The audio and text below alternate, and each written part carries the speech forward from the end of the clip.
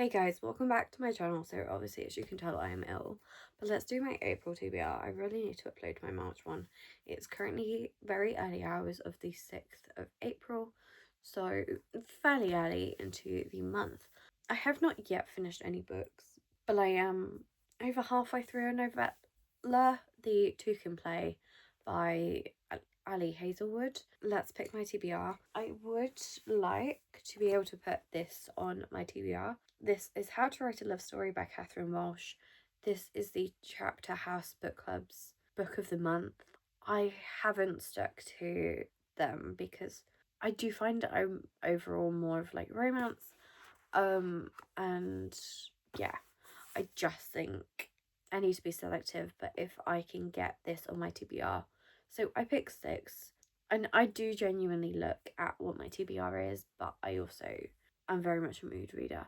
But let's open this up and let's pick my 6 prompts. I'm going to obviously do it one by one, and let's try and break some of these up because it's been a moment and one keeps sticking to my finger.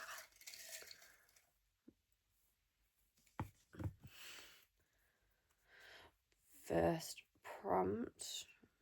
Oh, so this is going to be a well, sort of. It says book with magic. It sort of is going to be a fantasy, but technically the wishing game, is this magic? It's like make a wish. I don't think it is. Okay, so without looking at my hardback books that are on, because I'm pretty sure this is, I have got The Rebel Witch by Kristen Cicciarelli, which is the second book in the Heartless Hunter duology. Or is it the Crimson Moth duology? I can't remember. Basically, second book in that. Yeah. It is just under 460 pages. 455.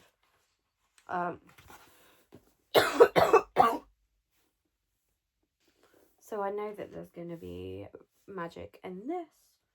I think this is the first time I picked out that prompt as well. Honestly, I think I'm just going to make it easy and pick The Rebel Witch as my first book on my April TBR. Let's just put these here.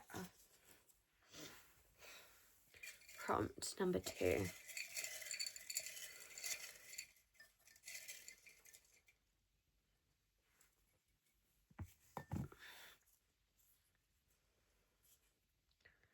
Ooh, a fairy loot book. So, well, I was about to say none of these are fairy loot books. This one is. It's not one of those floppy fairy loots though. How many pages? Because I'm technically. No, because that wasn't a fairy loot version. This is 544 pages. So a little bit chunky for what I like to do.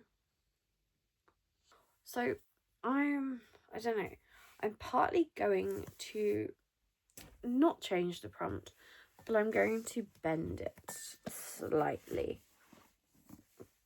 So I'm going to bend it in the sense of I'm going to make it so that, at least for this one, without me writing a new prompt, I'm also going to include my Illumicrate books.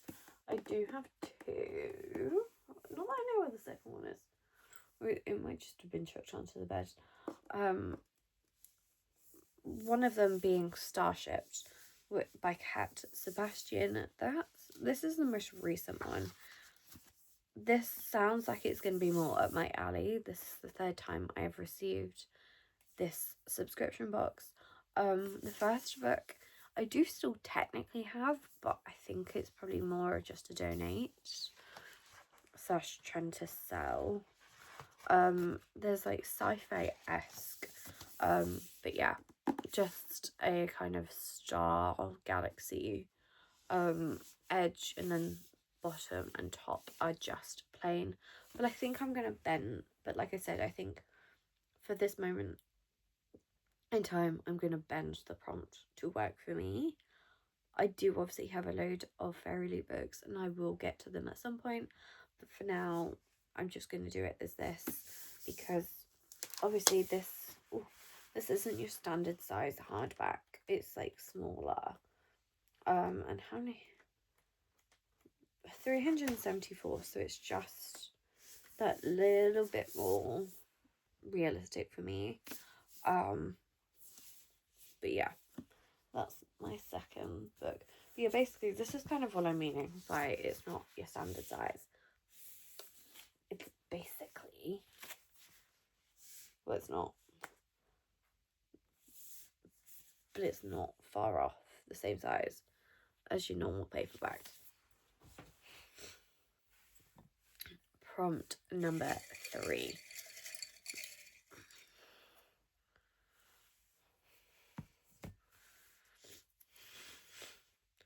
Ooh, that first book will go well with this. Enemies to lovers.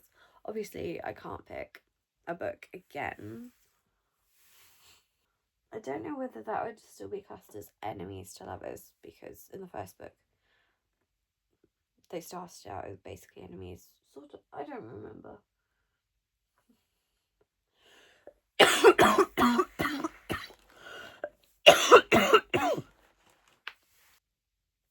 This is basically a fantasy. Technically this Neverthorn is, because it says getting closer to her old nemesis.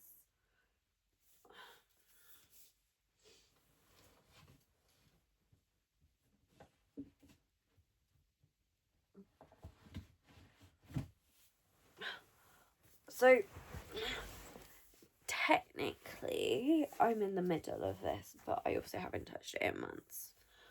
And that is Serpent and Dove by Shelby Mahurin. It's hard to say when you've got a cold.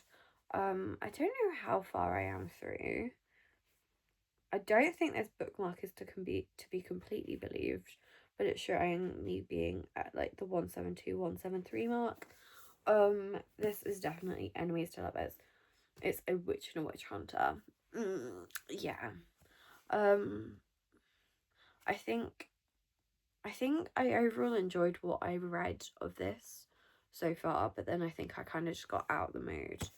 But I'm gonna try and see if I can pick this back up properly. I have got the Kindle version, which very much does help. Actually, I don't. Well, I do, but I think it might be Kindle Unlimited, which again, like I said, helps. But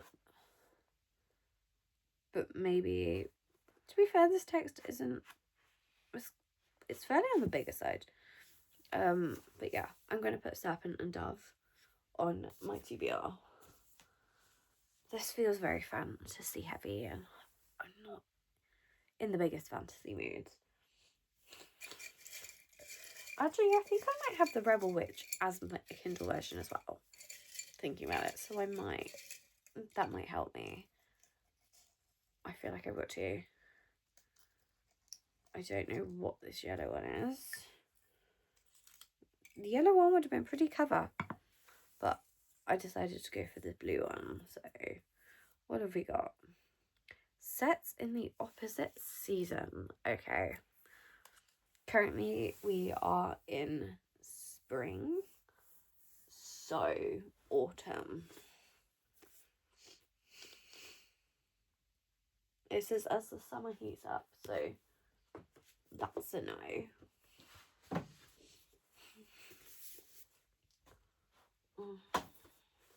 I don't know when this is set.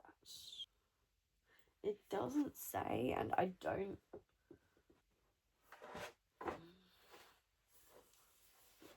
And I don't fancy. Yeah, I don't fancy trying to read through it to find out. That doesn't say either.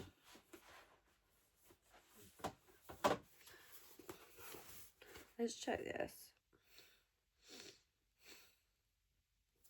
Doesn't say, but I kind of fancy reading this book, so. And I feel like this is a book that would say in the first page or two. This book does not say, and I've tried reading it for like a couple pages. How about this book? That seems summer. Doesn't say. There is a chance that this is set autumn. I'd even accept winter at this point. Oh, I forgot about this book. Not book, but like bookmark. I didn't even realise I had it. No. Okay, so this is set in November. We'll add Morbidly Yours on here. Not confident I'm gonna get to it though. Book number 5. Oh, okay. 5-star prediction. The problem is I never really predict 5 stars. I predict 4, but I never predict 5. A high chance of being a 5 is, I love how I've never took this off, is Just for the Summer by Abby Jimenez. Also, not this book. After having read part of the prose and like the first page, I think the cheat sheet could be high, like a high chance. How many pages? Because honestly, nowadays, with how my reading is genuinely going to come down to that. 405? This feels shorter. Oh yeah, including the bonus chapter. It doesn't say what page the bonus chapter is, but 300 pages. We're going for the cheat sheet. I do think I've overall been wanting to read this for a while. I do own the second book, which is fun. I managed to get this from TK Maxx actually for $3.99. I'd have bought it secondhand if I had to, and like I genuinely would as well, because I had to buy Yours Truly by Abby Jimenez secondhand because I was not paying full price at the time. But yeah, I'm gonna add the cheat sheet on. I believe, and I do have the Kindle version. I have the Kindle version. Honestly, the Kindle version of stuff does genuinely help me. Final book. I also feel like I need to add a prompt that's like KU book or like Kindle book kind of thing, or like also have on Kindle kind of thing. But yeah, final prompt is set in another country. Now, as a British girly, most of my books tend to end up being set in the US. Now, I think the last time I had this prompt, I picked that one. As you can tell, I have not read it yet. I could literally read any. This is set in Ireland, in, I don't know whereabouts. It's on the Irish coast. There's an estate on the Irish coast, whatever. So we are putting How to Write a Love Story by Catherine Walsh on the TBR. I'm so glad. And that makes our 6 books, which I'm also very glad about, because for a moment towards the start I was like, oh my god, are we going to be fantasy heavy? I can deal with this. And honestly, I know I'm in the middle of so many, but I kind of want to start the cheat sheet tonight on Kindle. But anyway, I hope you guys enjoyed. Let me know what's on your April TBR. And I'll see you guys in my next video. Bye guys.